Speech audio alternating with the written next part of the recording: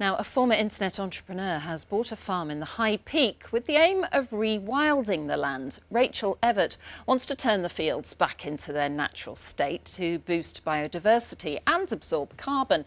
The pilot project will be monitored by ecologists to see if this could become a viable way of farming in the future.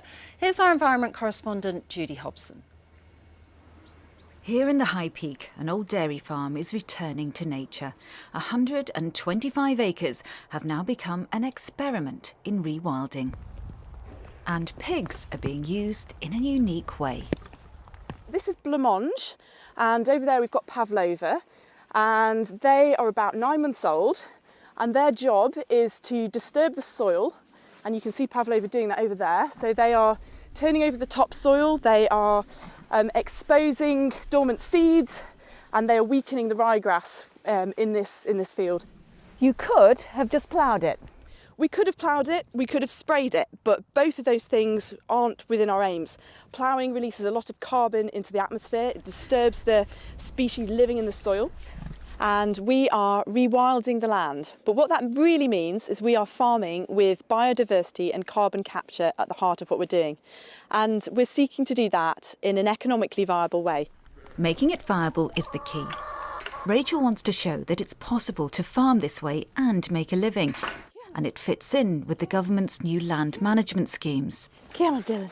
Some of the areas will be turned into scrub, and we've got a wildflower meadow which has been seeded over there, so that looks absolutely beautiful in spring, summer. We are planting trees. In the course of time, we hope to have over 40,000 trees in the ground.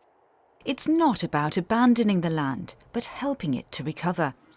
And conservationists have been closely involved. What Rachel and Jeff are doing here is quite groundbreaking. They're looking at actually managing land in a very different way. So that means more extensive grazing, taking a wilder approach to the landscape, which has massive benefits for wildlife. It has massive benefits for helping the nature crisis. Already, Rachel's seen the return of breeding hares, nesting buzzards, barn owls and badgers.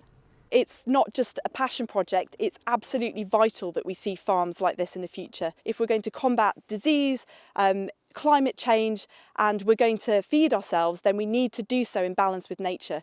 The rewilding movement is still young, but conservationists say it has to play a much bigger role in the way that we manage land, and it's thought projects like this could be just the start. Judy Hobson, BBC North West Tonight in the High Peak.